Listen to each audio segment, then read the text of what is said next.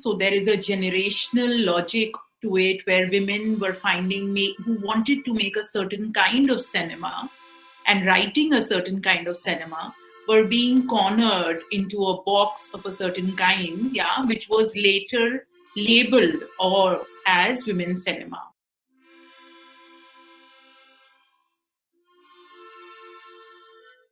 Welcome all on Gulplog. Today we meet again on behalf of the bookmarked section of Gulplog. Before I start the session, I would like to ponder over a thought. Well, women are important and are an indispensable part of the society.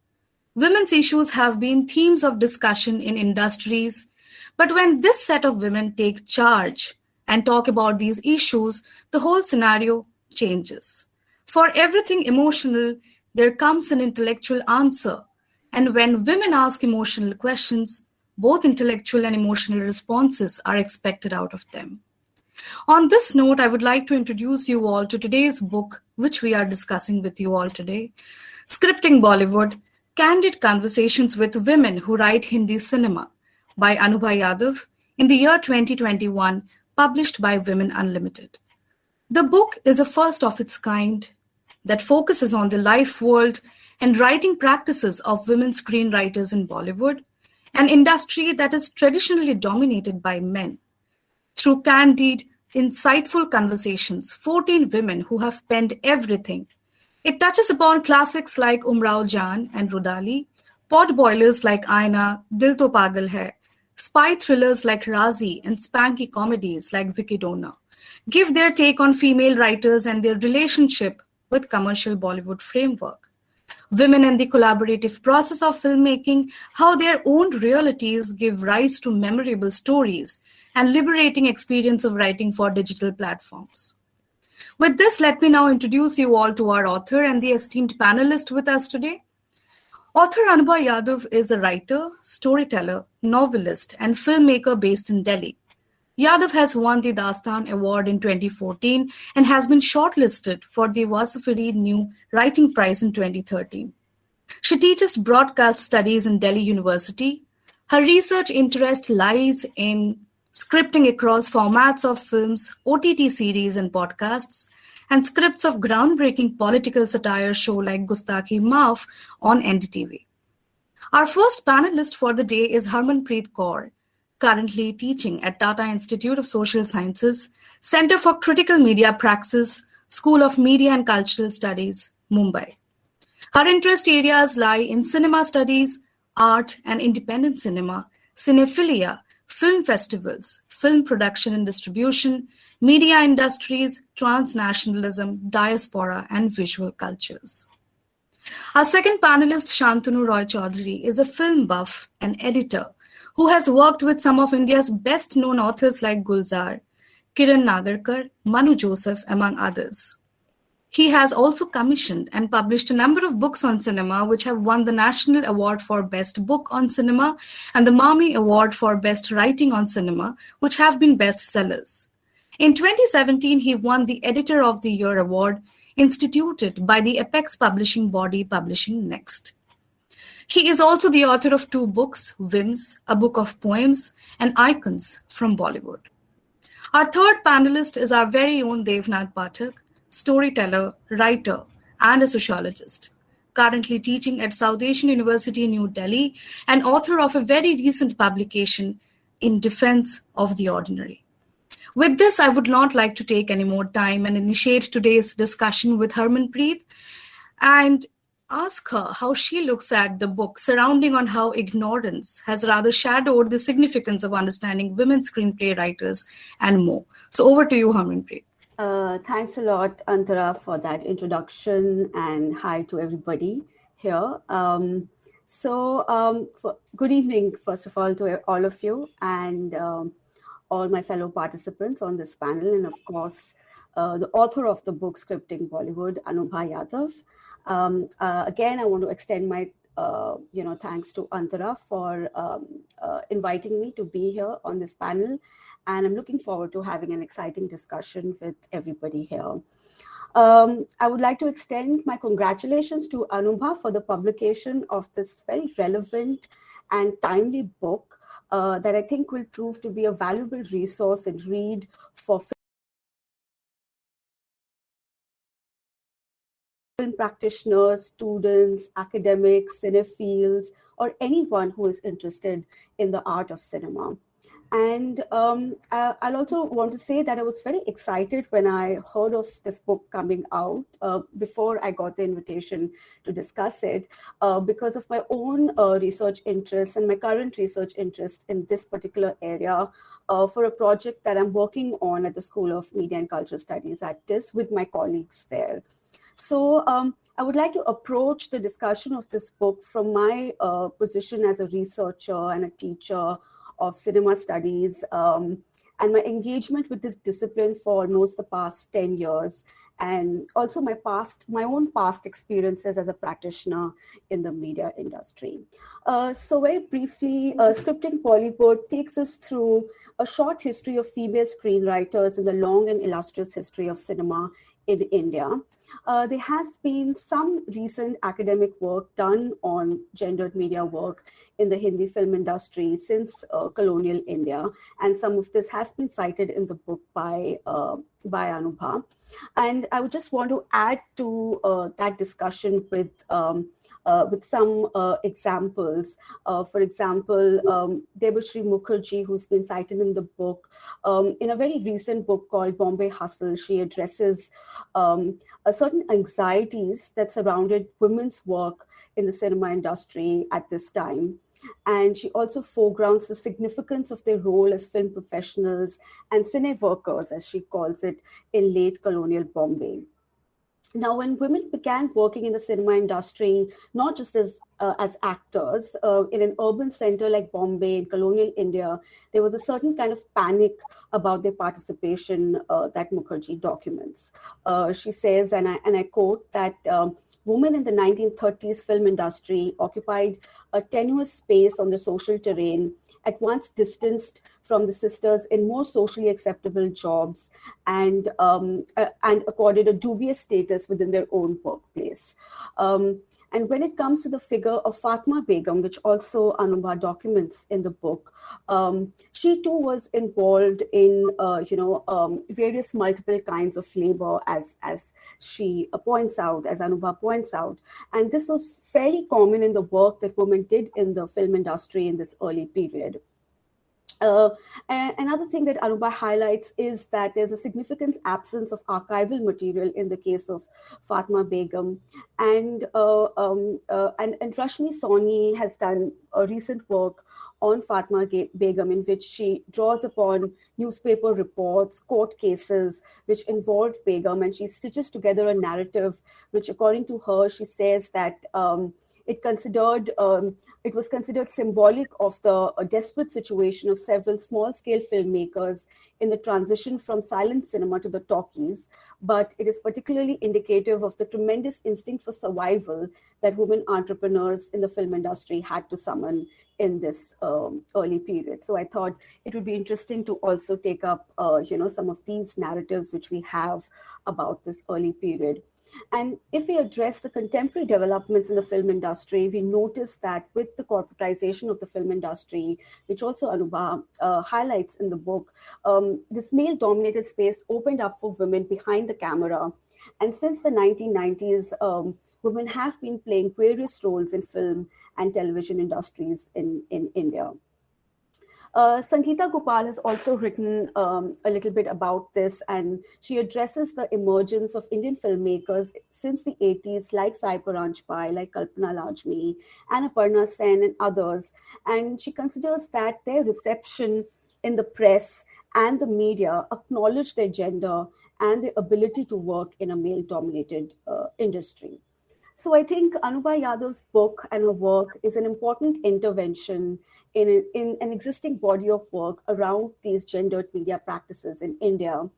And it is important to note that her book focuses on a collaborative aspect of filmmaking. I thought this was a very interesting intervention on her part, that it is not only the author-director, but also the screenplay writer, along with all the other roles that take place behind the scenes that lead to the creation of cinematic art.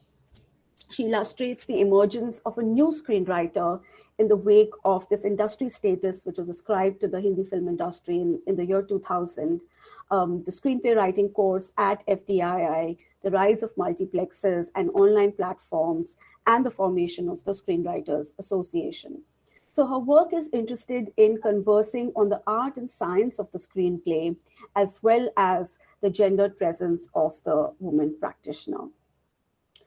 Some of the fascinating highlights for me in these conversations that are documented in Anubha's book are pertinent to my interest in the intersections of cinema and gender. For example, Sai Puranchpai speaks of having no problem in being referred to as a woman screenwriter director. But she also thinks that there is no such thing as a women's cinema, and there is no pressure on women artists in the country if they have a support system at home. Kamna Chandra considers women artists as different from men in terms of how films get written or the portrayal on screen in terms of the presence or absence of vulgarity. And she questions that if women don't make films about the stories of injustice and resilience of women, then what's the point of their filmmaking practice? Soni Tarporewala says that women need not make women-centric films and that women don't have a different aesthetic. While Hanul Irani thinks that women can write complex female characters, and in the case of Sai Puranchpai, male characters and male friendships, but the gender of the director doesn't matter. Kalpana Lajmi, however, says that the repositioning of women in cinema involves a lot of effort, and in fact, the woman on screen has regressed, and the system is patriarchal, where sharing credit is often about power play. She also feels that there is a distinct female gaze, while Sabrina Dhawan says that you cannot speak your mind freely as a woman, either in India or America, in the film business, lest one hurts any fragile ego, especially of male colleagues. So I think this is a very complex discourse, which, according to me, is interesting to engage with and also unpack. And I'm eager to find out also what Anubha makes or understands of this discourse. And following that, I have a few questions that I would like to put forward to Anubha and would love to hear your response to them. So the first question I have for you, Anubha, is that how exactly would you define women's cinema in the Indian context, or how was it that your interviewees, the screenplay writers, understood it to be? I will elaborate with an example. For example, according to Patricia White, who's done a lot of work on women's cinema in the American context, says that there is a lack of consensus on the meaning of the term women's cinema itself, whether it applies to who makes the film or if it is a genre, which means women making films for women. Of course, she's speaking about it in the Hollywood context and also a certain transnational context. Some find the term to be dated, to an earlier analog era, or at this moment of second wave feminism. While for others, the discourse around it is still very significant. So women's cinema is actually can be understood to be a distinct market category in Hollywood, and I think it's not so much in India. A female audience is a consumer demographic there. Just like you would have women's fiction or girls' fiction, as it was since the 19th century. Also, traditional women's genres, for example, soap operas, for example, they focused on domesticity and romance, which were both, on the one hand, representative of societal norms, and at the same time, it was a way through which women could vent their frustrations also. So, Patricia White argues that female authorship is what feminist film scholars look at, but they don't look at it because they believe that there is some kind of innate difference between women and man-made films, but because the work of female-identified, women who identify themselves as female creators often address private experiences or of women or structures of patriarchy in our daily lives in a very public way. So she takes the example of Greta Gerwig, for example, in America, who is very visible as an actor, as a celebrity, but she also signifies the interiority of a writer. And in her work, there is evidence of certain choices that have been made by her in the script or in the direction. So it's a term that may imply, as White argues, is both, a kind of feminist counter cinema, but it's also an academic discourse. And on the other hand, it's also encompassing a whole world of difference in several countries, around the globe. So it may mean something something else in African nations, in Indian nations, in China, and anywhere else. So it may not mean one thing only. And it is always a reworking and a kind of contestation of established conventions, and defies any sort of essentialist understanding of gendered subjectivity. So in those contexts, how would you understand women's cinema to be, or how did your interviewees understand it to be? And further taking off from that, secondly, I would want to know is that you talk in your introduction about moving beyond their gender identity or not boxing their art practice. So this is sort of related to the first question in the sense that how would you analyze that, in terms of the responses you received to some of your questions from your participants, and how would you locate the agency on part of these women writers in their work? And also the difference between, because I sense that a difference between how some of the older generation responded to your questions and the younger female writers who were especially working on OTT platforms and their approach towards gender and their work. So I would be interested to know, these two questions are more or less related to one another. And to conclude, I would also want to know how would you? I know this is tends to be very controversial, but how would you locate the use of the term Bollywood itself? Because you speak to a number of screenwriters who are not just creating commercial mainstream kind of cinema, but also part of the new wave and other forms of filmmaking. So that's it, and thanks a lot for this opportunity to engage with your work, and I will continue to engage with it and unearth more interesting material from it as I keep working on my own project. So thanks a lot. Thank you, Anubha. Thank you, Harmanpreet, for such a engaging, obviously you have thought about the book. As to the question of women's cinema, what I'll do is I'll start from my experience of how the conversations went through, and then I'll give my opinion. Yeah, so you are right. I located attention around the usage itself, and I'll not even call it a genre. I'll not label it, the usage itself. Yeah, it was, for example, for Sai Paranjpe, it was largely a usage that boxed her in a certain way, and there was a different kind of anxiety that came through with every filmmaker. So there are various ways in which I could study this anxiety. Yeah, so one anxiety is contextual, as to you're cornered.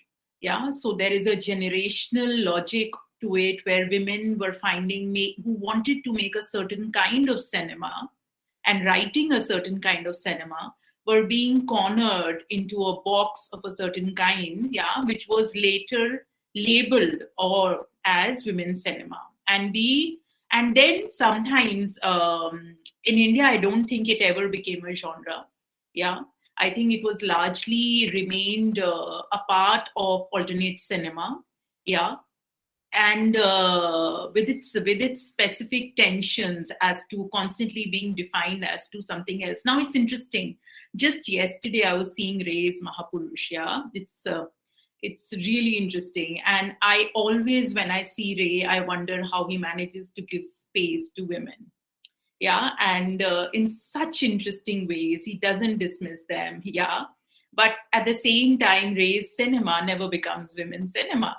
Yeah, so there is a tension where women's cinema is always a certain kind of cinema, and a certain politics of who is making this cinema, who is asking for that money, which commercial structures are enabling it, is very much a part of that. Shyam Benegal's cinema never becomes women's cinema. Yeah, so we need to note that and contest that. Yeah, because and the tension that in that labeling is also because of that.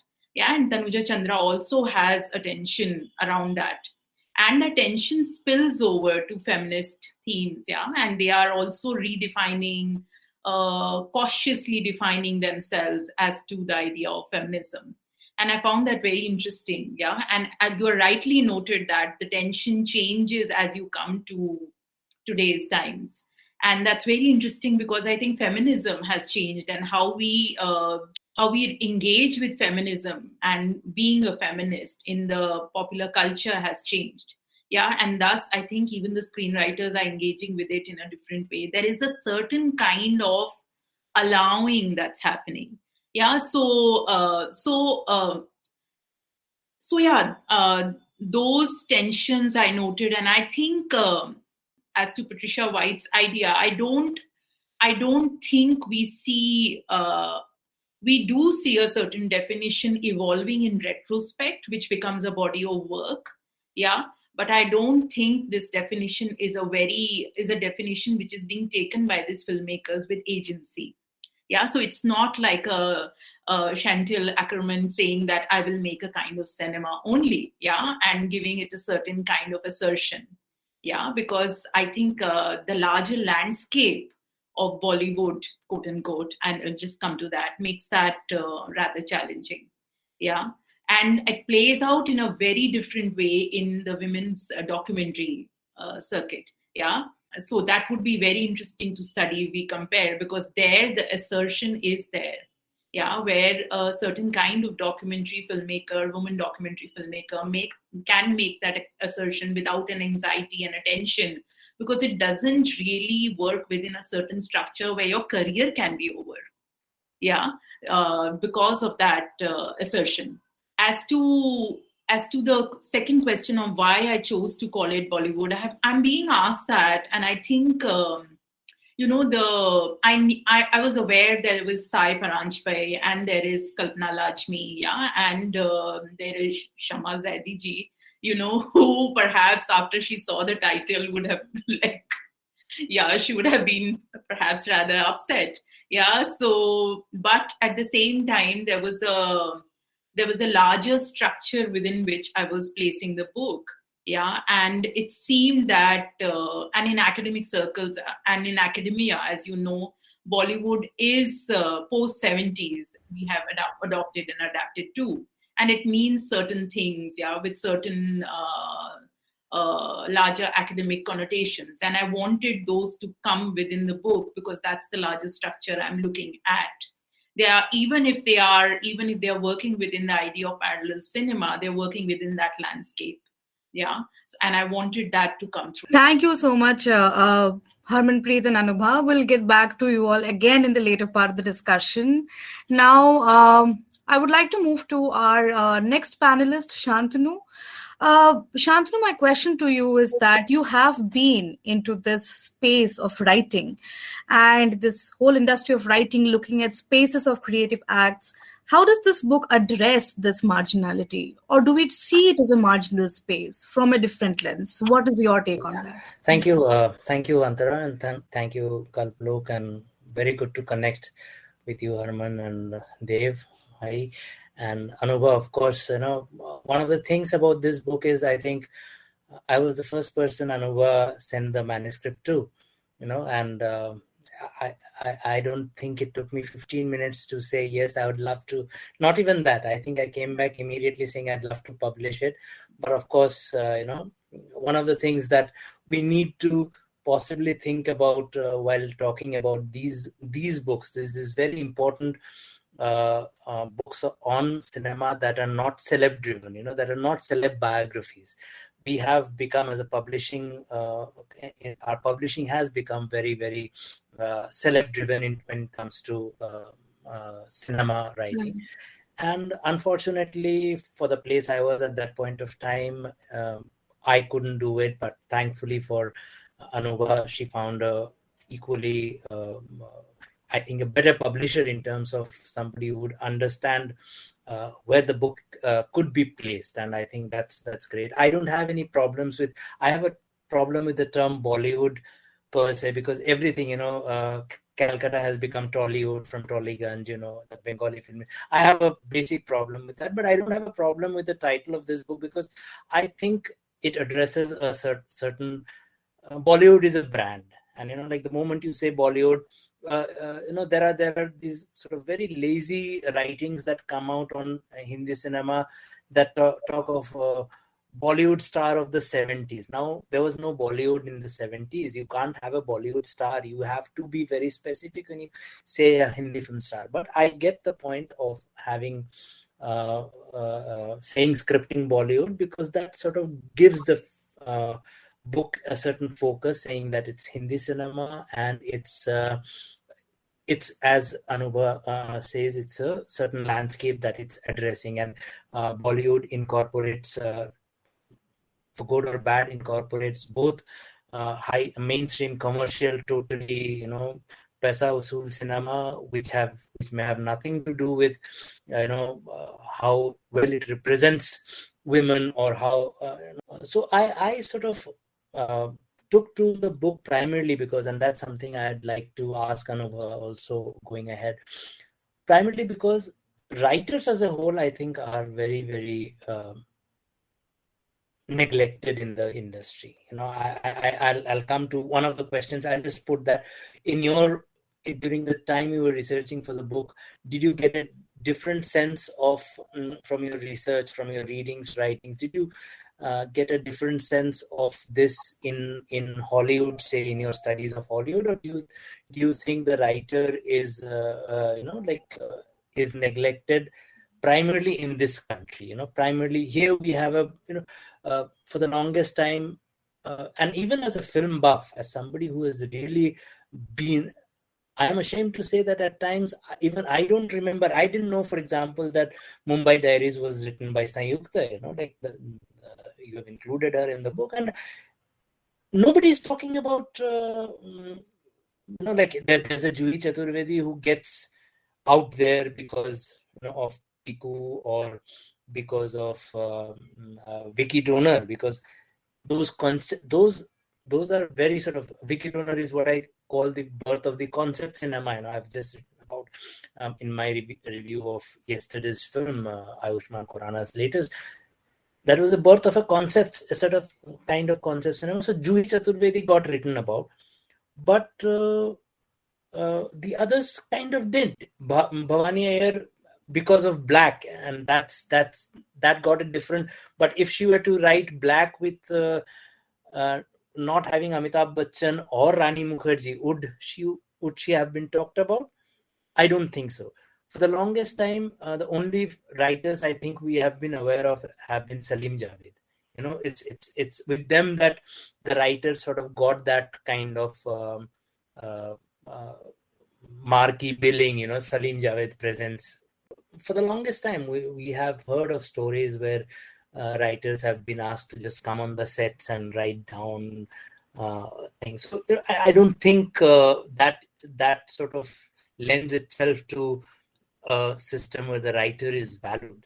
So I think all of that is a very interesting part of Anubha's endeavor here, and the fact that she focuses on women writers is important, because as I wrote in a recent article also, with women writers, you at least have a shot at some sort of sensible representation of women. I think that has also been lacking in Hindi cinema primarily. Our first man, the first woman in Hindi cinema was a man, as we know. Anna Salonke was played, and I think very little has changed. If in 2021 we have the biggest hit of the year, where the woman has to do nothing but dance to Tip Tip Barsa Pani, then I think, I don't know how valuable a contribution a writer is making, or so all of these are sort of I would say in the 1930s were more progressive in terms of the depiction of women, because the studios there were studios had a certain philosophy of progressiveness, be it Bombay Talkies or be it the one based out of Kolkata. They had, like you had Duniya Na Mane and that kind of, you had Hunter Wali. When it comes to very sort of mainstream masala cinema, you had a Hunter Wali being written, though the writer was male, but you had a feminine character who did not need a male support for her. I think that, in that context, the fact that you are talking about 14 women script writers is a very important endeavor in that sense, in a country where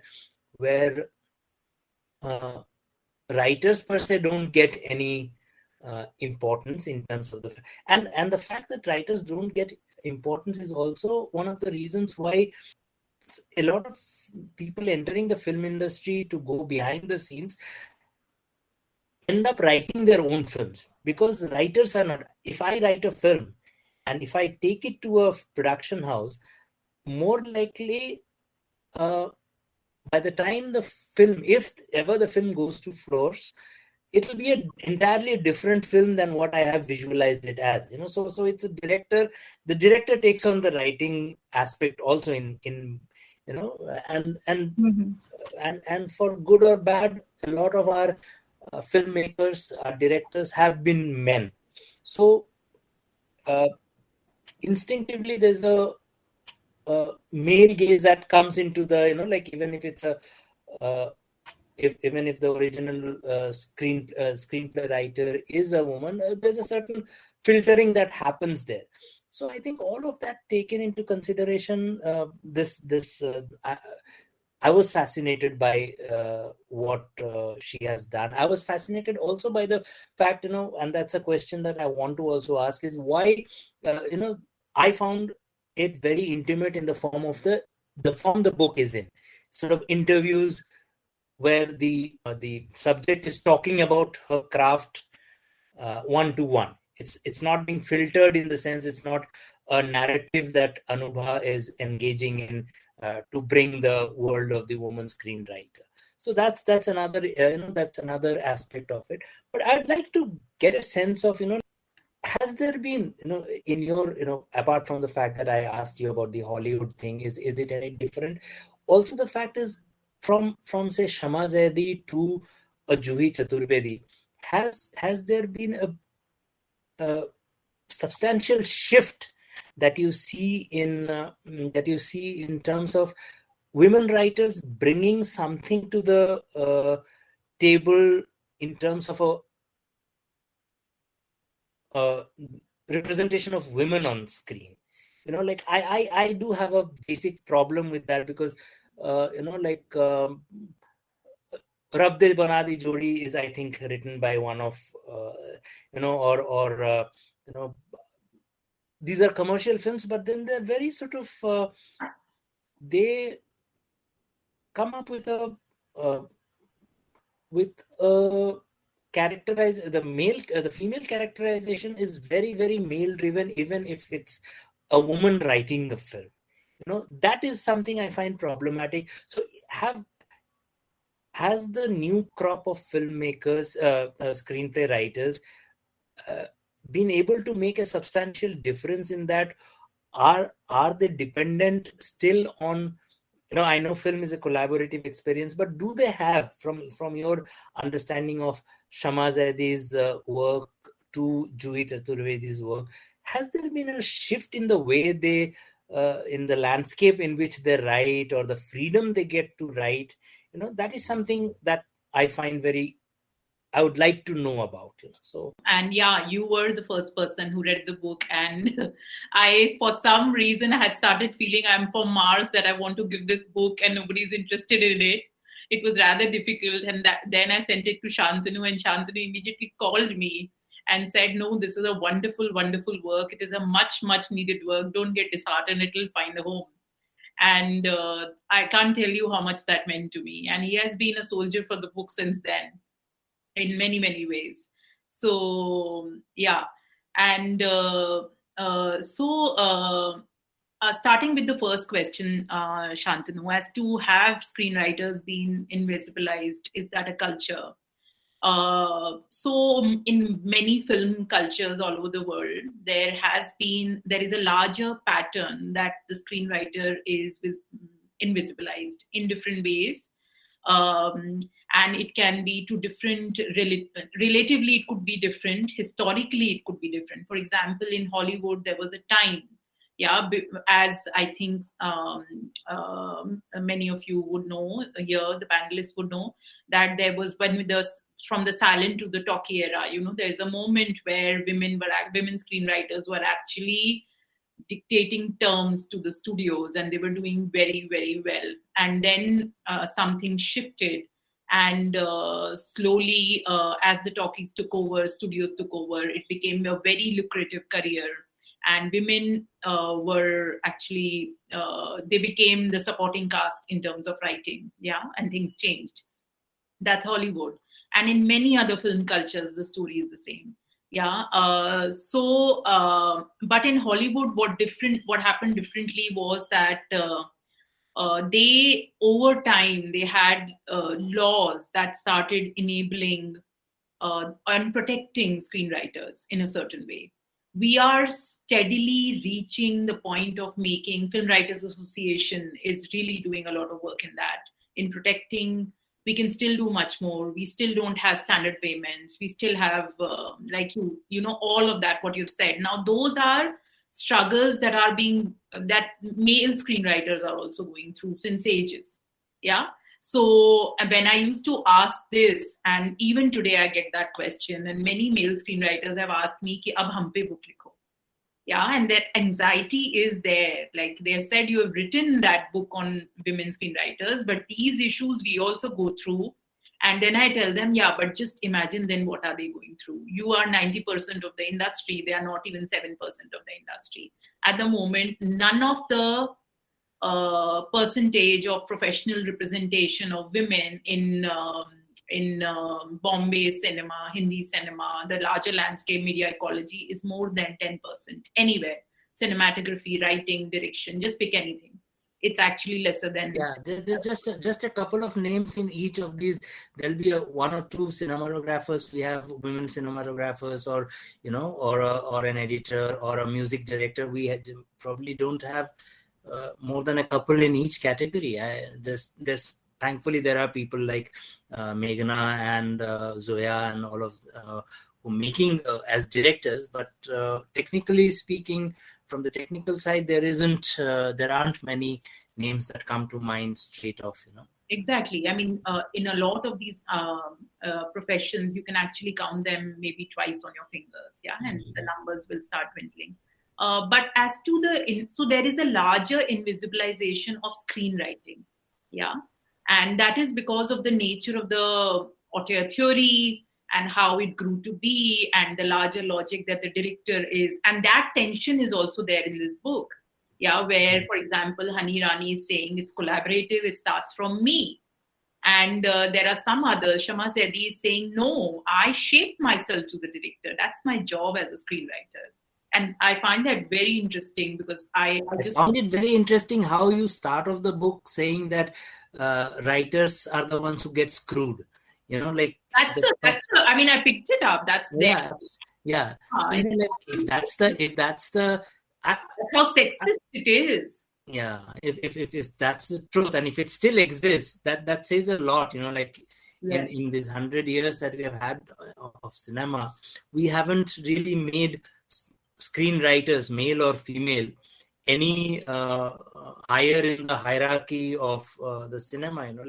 It's the stars and at most the director. And in Hindi cinema, because of the importance of the song, you get some of them, but the writers are all sort of invisible. I can't for my life, if I'm asked who is the writer, offhand I can probably think of a Sachin Bhaumik, but what film, I would be very, very hard pressed to think of a specific name. Yeah, because Shantanu, the whole industry is all the way from starting from funding, to film reviews. You only talk about the director. Yeah. Yeah. And that's what now in screenwriting studies, which is what I research in, that's the larger thrust of the area now, where a lot of tension within screenwriting academics is around auteur theory. And a lot of the writing that is happening about challenging the auteur theory and making the screenwriter, the auteur also. Yeah. So, and then there are another set of academics in screenwriting itself who say no, but the vision is that of the director and the screenwriter is a collaborator. I mean, you know the gist. So, as to your second question, has something changed from the time of the 60s, 70s to now? As much as I want to be hopeful, I think what has changed is there is a consciousness. Yeah, there is a consciousness in the industry as to the value of having a more plural workforce. Yeah, but then at the same time, is there tokenism? Yes. Yeah, I was going to say tokenism is a lot of tokenism that is also entering web series. Yeah, where I'll give you an example which did not make it to the book, where, for example, one woman writer would be put in the web series writer's room, and she will be asked to write the women characters. Yeah, because the consciousness has also, there is a certain tension and assertion in the writer's room also. And yeah, but I think we need more numbers. Yeah, the numbers at the moment are too skewed, and we need more open conversations that move beyond such, at the moment it's too boxed and there's too much tension. Yeah, so I think all these, it'll take a lot of time to reach there, Shantanu, to answer your None of these writers actually, apart from, of course, Kalpana Rajmi and Sai Paranjpe in that phase when they could make films. None of the later writers, like Bhavani or Juhi or, none of them have actually branched out into making a film of their own, which also says a lot because they are writing primarily for want of a better word, they're writing for male directors, like they're writing films for established directors. Raazi is for Meghna Gulzar. Raazi is Meghna Gulzar. For Meghna Gulzar, and she's found a collaborator. Yeah, but the point is the numbers are so off that they will end up working with male directors or starve. So the choice is between starving or working with male directors who are somewhat sympathetic to a certain kind of storytelling. Yeah. So none of these have this. They are writing really good stuff. In fact, a script like Raazi could probably have been made as well by somebody else. If the screenwriter could have probably, because it's all in the. If you've read the novel, it's the writing that's made the difference in the film. So thank you, Shantanu and Anubha, for answering the questions. We move on to our next panelist, Dev. Now, Dev, you are a great movie buff, and there have been references of how we look at a male gaze or how we situate the female gaze, talking about Ray's movies and his portrayal of women. So how would a sociologist look at this book? So take us through your perusal. Thank you, Antara, for asking me to read this wonderful book. I was looking forward to such a formal opportunity to share a little bit of what I have gathered from the book. It was wonderful to listen to this conversation. I wish it had not stopped. Mostly what I have to say is in the capacity of a film admirer, I'm very blinded by the medium of cinema, like any ordinary audience. Whatever I say is mostly with this intention of a teacher of social sciences. I just want to frame a few ideas about the book so that I could tell my students that this book can serve many of us as researchers of social sciences. This is a very good, it's not merely for cinema studies, the cognate disciplinary area. It's also for larger readership in social sciences. Why? Because the book presents to us very new domain of inquiry. It opens up a new domain of inquiry. Harmanpreet also tried to refer to. To my mind, the importance of the book, at various levels, it struggles. The book presents manifold struggles. One key struggle for any reader who is familiar with the literature, available literature in social sciences, would be the struggle with the encyclopedic reading of Indian cinema that we mostly refer to, Ashish Rajayaksha's Encyclopedia of Cinema. And this book also hints those missing components in that fairly large, fairly exhaustive, but still lacking in the proper references to women contributors to Indian cinema in that Encyclopedia of Indian Cinema that we see. And that vacuum is being filled in this work, even though Anubha herself recognizes that it is not entirely exhaustive. Still, it's a very welcome contribution in the sense that it helps us understand how to place some of these women contributors to Indian cinema in the larger encyclopedia, which would not be under-informed about these very significant contributions. So at the level of scholarship, the book helps us in that struggle. We are struggling with that vacuum. We have been struggling, and this book is helpful. I would be mostly saying, Anubha, quite a few congratulatory stuff, so be prepared to get a little embarrassed. Second level of scholarship is, of course, these women contributors struggle for due credit, for which till date they have to every now and then, even though they tend to be very tactful, we get to hear that discontent about proper credit. The third level of scholarship is also about this, the regime of censorship, which they have faced. Some of them are mentioned in this book. And with regard to others, we keep guessing. Even though we do not find the details, we keep guessing. How did the censorship regime of that time deal with this kind of works? We are familiar with the trial that Ishmat Chugtai had to go through. But with this book, we get to know, I did not know personally about Pratima Dasgupta's Chamia getting that, attracting censorship at that time, Morarji Desai's government. And such bold women contributors to Indian cinema in this early 20th century. This is really eye-opener. I mean, today, in last couple of years, we have been hearing this kind of popular newspaper discussions or popular media discussions about Indian cinema turning to women or women-centered role being written. And then we find that in early 20th century, there were such bold film contributors.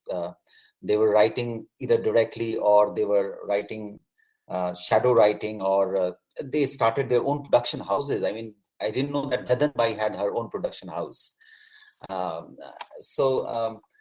Such great risk undertaken by some of these early contributors to Indian cinema. This is worth really pondering upon. So there are manifold struggles which comes out of this book, and which would certainly be useful to any student who is interested in taking a social science perspective on cinema, and particularly the gendered reconfiguration of cinema. If they have to come up with, probably this book will be a good resource. Next thing that I wanted to share is that, in most of these biographies and the filmography and the interviews that we hear in this book, that we read in this book, they present to us an uncanny idea about which we are otherwise familiar, but it comes very sharply when we try to look at it through women contributors, women cinema writers' biographies, and which is about their personal life becoming a driving force in their script writing. Many of them acknowledge it. And if you look at even the early women cinema makers, their personal life too comes very sharply in their biography, basically joins in their cinema journey. And that intersection in this book, I feel, in a very subdued manner, invites us to rethink the idea of intersectionality with which we are familiar in most of the feminist discourses. This is not merely intersectionality of the gender, caste, class. More than that, I feel it involves a great deal of embodied emotions of these women contributors. So not to dismiss the importance of some of these popular categories, sociological categories, gender, caste, class, they along the lines of these categories too, experiences are shaped up. But then there is inclination in most of these acknowledgement that we hear in these interviews. There is an acceptance that their emotional baggage, the kind of rejection or the kind of disdain that they face, or the kind of the problem with the due credit, all those emotional ups and downs join in there, and that is how the idea of intersectionality acquires larger meaning in women's screenplay writing, I suppose. In that regard, one also has to remember that one has to investigate further as to what really happens when orality is translated into written, which means basically how when biography, the experiential biography, is translated into a written screenplay. How much of transition happens? What kind of transformation happens with emotions? What is the real strategy employed in?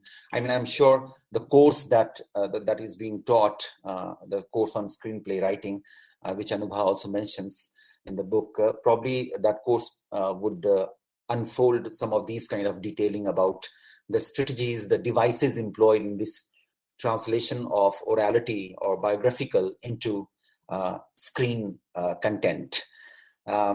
Lastly, I thought something which has been criticized by many of us admirers of cinema in this book also, even in the preface, Rajabali is criticizing that for a very good number of years we didn't have the idea of screen play, a prepared screenplay, a bound script being presented to actors before the cinema really goes on the floor.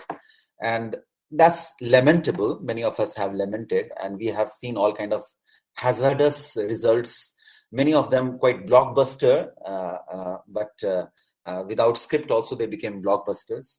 That is lamentable, and one can always criticize it. But then just to be devil's advocate, and this might provoke Anubha, that many people have also spoken about the organic emergence of a screenplay, processual organic emergence of screenplay, in which these days there is this concept in theater I hear from my friends, and also in many of the interviews film actors talk about this workshop mode, in which it's not just to familiarize the actors with the characters, it's also to fill in the gaps in the screenplay. So workshop mode of writing a screenplay. So what really, can there be really a universal mode of doing, preparing a screenplay? Is it supposed to be one person's authored piece, or it is supposed to be a processual organic emergence, which happens through a process, and thereby it gets really difficult to arrive at the idea of one author? And in ideal situation, one would imagine that it would be anonymized because it is processual. There will be many authors involved in it, and that is where the contestation may also begin, because by and large this is a world of authorship, where you get entitlement, your credit relies on your authorship. So that becomes a gray zone of contestation.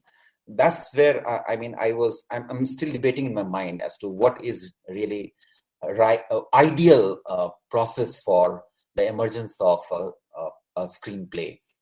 Can it be fully authorized, single authored, with proper copyright for one individual author, or it has to be recognized as a processual entity? Can one really narrow down to one universal unanimously accepted format, which can be. So, I mean, this I say, but then I am aware of the fact that something of this kind is terribly missing from cinema scholarship, particularly in universities. Students who are interested in doing researches, many of those students who have feminist perspectives with which they would like to explore this area. This book opens up new possibilities for those researchers. Thank you. Thanks for asking me to read this book once again. So the first thing, I'll start with the idea of a single template of a screenplay, because that's something that was sounding very interesting. So I think this tension, there are various points of tension here. One is the tension between the larger form of the screenplay, which is not a novel. Yeah. So there is a very different nature in the form itself and how the form meets the industry, because the novel can be written by one person. There is a recognition of the idea. There is a larger history, etc., which you are aware about. Yeah, which does changes the ontological nature of the novel and how it meets the industry. Yeah, and the possibilities of it meeting the industry. Now, the ontological nature of the screenplay itself, because it's so collaborative, yeah, and because it involves so much money and there is technology, yeah, it is always, there is a certain tension between art and industry, yeah. So at the moment, the tension, Hollywood has tried a lot and has largely won this battle of making it a template. Yeah, so you see these softwares, final draft, this, that. Now, what is the point of all of that? The point of all of that is that the industry wants homogenization. The industry wants that it should come in one format. The people in XYZ studio can read it more easily. It can be passed on more easily. You know the gist. So what happens to the artist? Yeah, so the artist can adapt to working within that and find ways to, find ways to give small rebellions here and there. Yeah, but largely a lot of artists are writing, screenwriters who are working in the industry as screenwriters, professional screenwriters are adapting to it. Yeah, but at the same time, in the book itself, Kalpana Lajmi says she writes a whole screenplay of Ek Pal as a prose story. Yeah, and Shabana Azmi asks her that, how will you show that the breeze is very light in cinema? That's a short story you've written. And she laughs because she never thought of it. Yeah, but at the same time, I think Ek Pal is one of the best works of Kalpana Lajmi, and though she wrote it as a she wrote it as a prose story where she could see every scene, moving para to para. There are no directions, nothing. And it is she herself, I spoke about this with her, and it's there in the book, and she says it was one of her most reflexive personal works. Yeah, and it's her first film. Yeah, and normally our first work is also closest to us in terms of our emotional landscape. So, and there is work by Catherine Millard, who's an Australian academic who has made documentaries, who has worked on the idea of screenplay being written in other ways. We know that Kurustami, finds his way to write screenplays. We also know that Wong Kar-wai doesn't work within this whole structured screenplay of one kind. And I mean, there are many, many, many more names and there is a lot of not only academic work, but also filmmakers thinking on the idea of this one industrial entity template of the screenplay.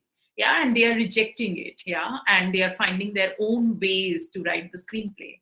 So, but the tension is there. So if there is, for example, a Tarantino writes a screenplay of a certain kind, maybe the industry will bother reading it, even if it's not on final draft. But if someone who's without any work and is wanting budget writes it like that, they will not even entertain it. As to the idea of So yeah, this also is about corporate efficiency. Yeah, therefore it's coming to India also. Yeah, because corporates want a certain kind of streamlined efficiency. And as to the idea of collaboration and authorship and can it be written by one person, there was this feminist academic who has written about it. I'm forgetting the name right now, but she said that as soon as women started asking for authorship, Barth came in and he said, well, that's of the author, you know. And there is, in screenwriting, there is a lot of debate on the idea of, you know, how now we've started talking about collaborative filmmaking as soon as a lot of feminist authorship is coming about and talking about authorship being given to them. Yeah, so it's being taken away from everyone kind of logic. So the idea of censorship is really interesting, and it doesn't happen in one way. It happens in very many ways.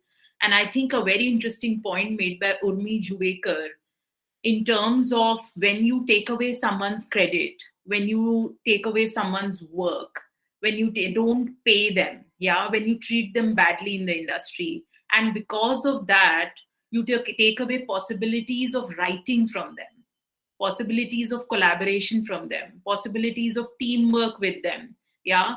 And I also find there is some possibility of a certain kind of very aggressive censorship that comes from there also. Yeah. Where the writer silences herself, yeah, and steps back. So there is not only one censorship happening today. There are others happening, for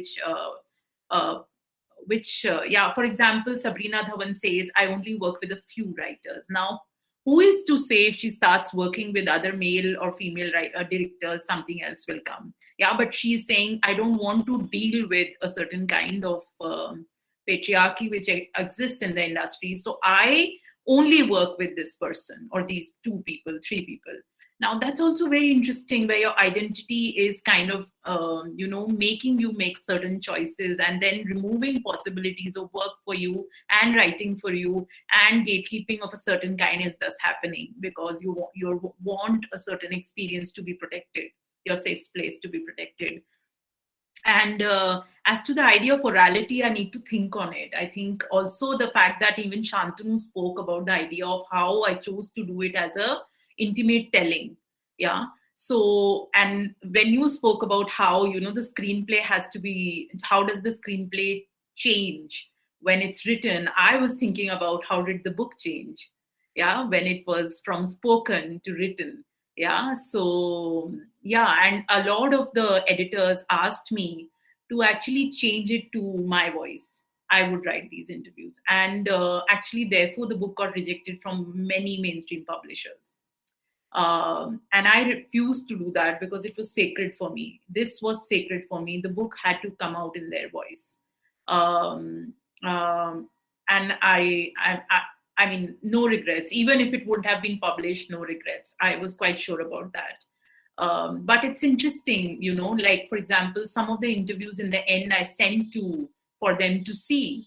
And some of the women in the book told me, I said this? Oh my God, what was I smoking? Why did I say all this?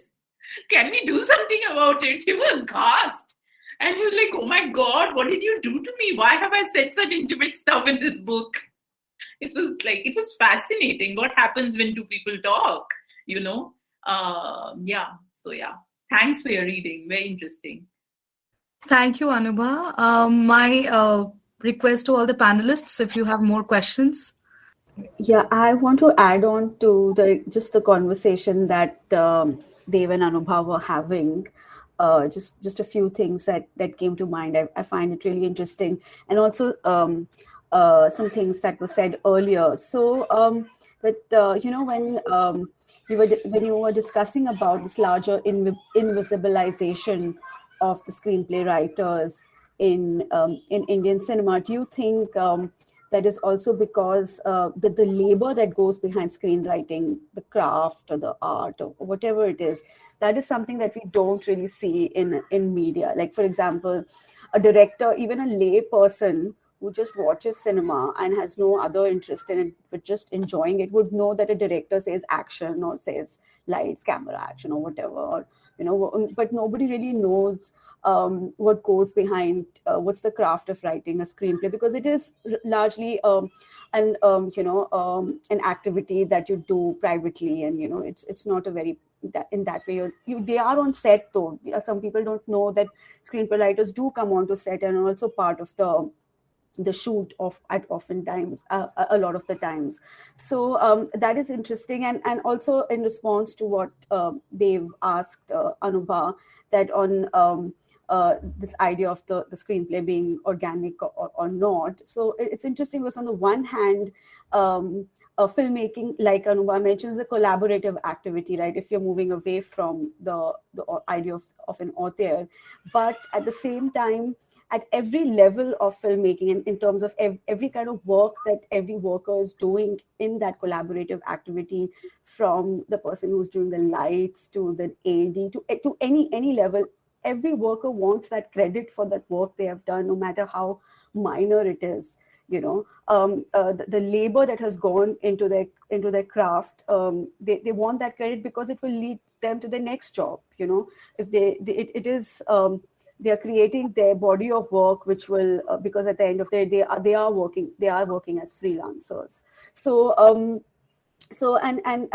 as you rightly mentioned, as an academic discourse, Anubha, when on the other hand we talk about baths and we talk about death of the author, but in a very practical sense, everyone wants the credit that they think they deserve, and at the same time, like you said, the template of the screenplay, as you rightly mentioned, I found it interesting because in Hindi cinema, it's again the script is written in English, right? And then afterwards, in the software, a lot of the times it's written in English. I mean, you may correct me. Written in Roman Hindi, and okay. Right. written in Roman Hindi, and but some screenwriters who are not even comfortable with Hindi writing, typing, actually write it in English. So then it is even the description of the scene is changed later to Hindi. And of course, there's a dialogue writer, which is also very unique to India. So here again, that problem was also there. Do I do dialogue writers also? Women who only write dialogues? And I thought then this book will never finish. So let me. And so the form of the screenplay itself has now become a part of cinephilia, right? Like people go online and look for screenplays, Tarantino screenplays, or whoever, these screenplays to read them. And on the other hand, a lot of screenplay writers in Hindi cinema do oral narration to producers, to actors. Actors demand it. They may read it later, but at the time when they're introduced to the film, they want ki acha sunao, hame kahani sunao, or whatever, So I think these are very interesting juxtapositions. And these are also film cultures. For example, this idea of dialogues being written and a separate dialogue writer. Lyrics, lyrics are a very important part of the film script. In India, it's like they added later, but the screenwriter is told that leave space for it, leave time for it. There is interval se pehle gana hona chahiye. There is a larger logic in the formula if you're making a mainstream popular film. And screenwriters know that. They know where the song will come, which is being written by someone else. And, and of course, dialogues also, the style of writing. For example, Kamna Chandra says that I read Meri narration of the script, I do very well. So sometimes I used to just go and narrate. And I find it very interesting. And I think in the film also it comes through what happens when can a film culture work against women? So what happens when there is a constant expectation that you will go to someone's place in the evening to read a script? A bit that you brought up regarding Hani Rani and Dilwale. And that's an aspect that's very interesting to this writing process, even for Raazi, for that matter.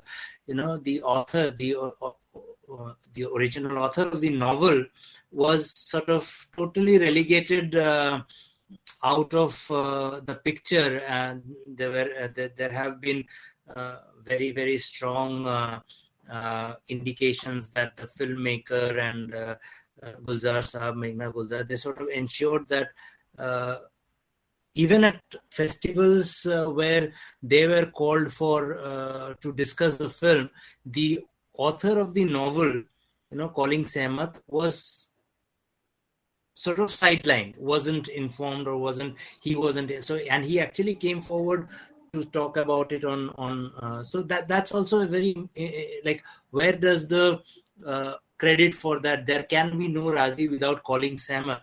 So where does that aspect of screenwriting come from? That's an interesting aspect. But the question that I had of Anubha is, there are two questions basically. One is, has the